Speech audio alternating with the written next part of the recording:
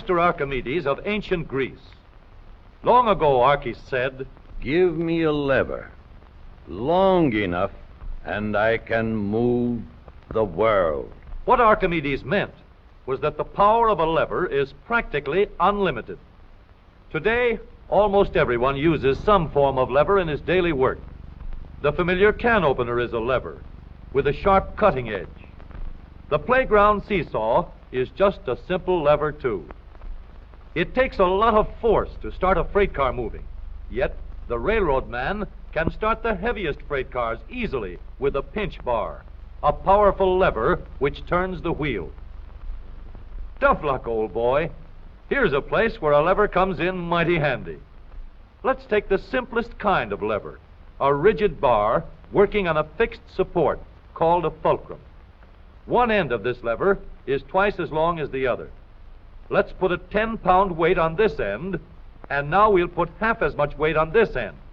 5 pounds, balance 10. If we have 25 pounds to lift, we just use a longer lever. The 5 pounds will now balance 5 times as much. Let's raise the lever in the air, change its shape a little, and we have a crank. Or we can add a second lever and have a double crank. Now the short arm moves 1/4 the distance, but we get 4 times the force. If we want continuous motion, we need more arms. Now we have levers that turn.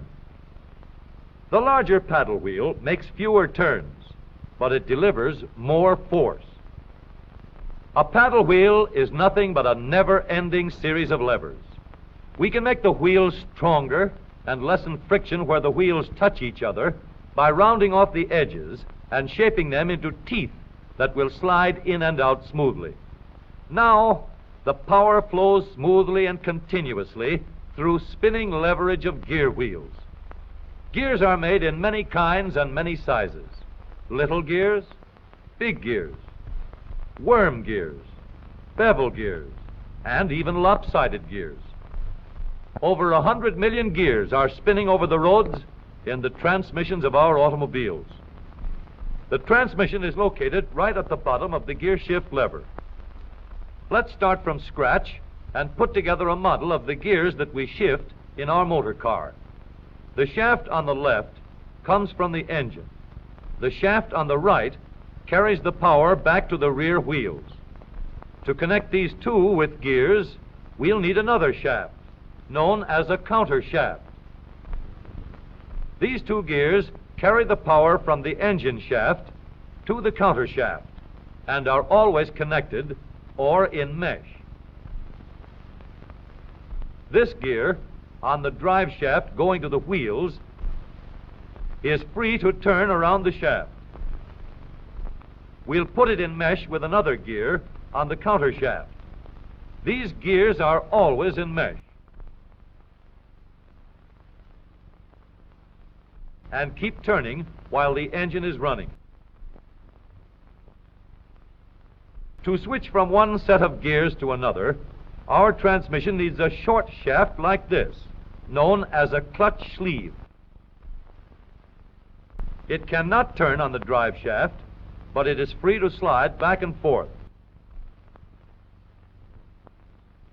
On the sleeve, we'll mount a large gear, which we can shift back and forth to mesh with the small gear in the middle of the counter shaft.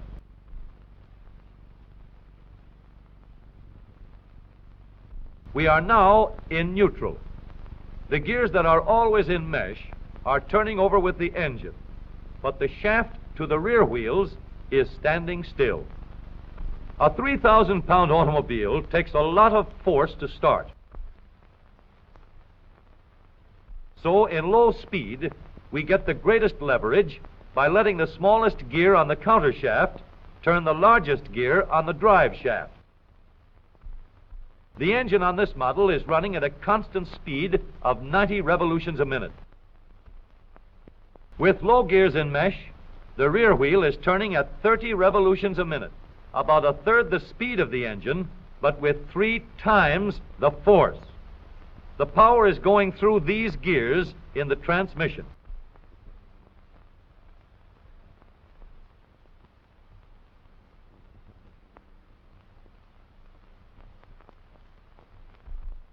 After we've started the car rolling, we want fast pickup. So we shift into second by sliding the sleeve backward to mesh with this gear on the shaft to the rear wheels.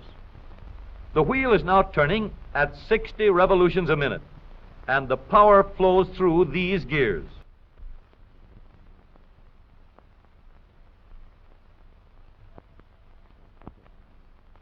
For higher speeds, we let the power go directly to the rear wheels. We shift the sleeve forward so that it meshes with the shaft from the engine. The power travels straight from the engine to the drive shaft. Now the shaft to the wheels is turning at 90 revolutions a minute, the same speed as the engine. But here's a problem. An automobile must be able to go backward as well as forward. So we add one more set of gears to reverse the shaft to the rear wheels. With the gears shifted into reverse, the power travels through the transmission in a path like this. We now have 3 sets of spinning levers for going forward and 1 for reverse. With a gear shift lever, we can shift to any set of gears we wish. But with all these spinning levers in the transmission came noise and wear. Experts could shift gears quietly by careful timing of the gear shift and the engine speeds, but most of us made plenty of noise until new engineering developments made possible the long series of improvements that followed. When we shifted gears, we got a clash because the gears were not running at the same speed. In other words, not synchronized. So engineers set to work to develop a synchronizer. The synchronizer works like a cork twisted into the top of a bottle. The cork will turn until it is so tight that the bottle turns with it. Synchro mesh works the same way. When we shift into second or high, the synchronizer brings the gears to the same speed before they come together. The drums won't let the gears shift unless they are turning at the same speed. When the gears come together, there is no clash, and the shift is made quietly and easily. In the transmission of the up-to-date automobile, we have a powerful low gear to give us a strong spinning leverage in starting. A fast-turning motor must set the weight of the car in motion.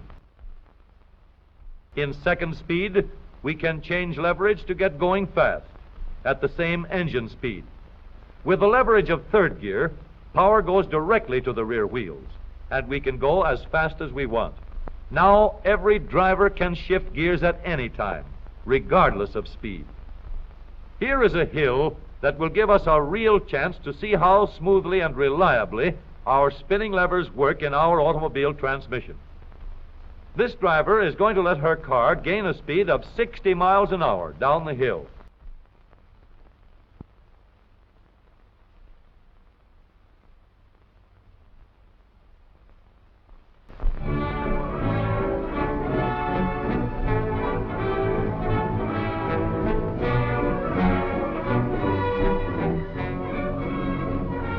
Then she will shift into second speed and bring her car easily and safely under control before it reaches the bottom of the hill.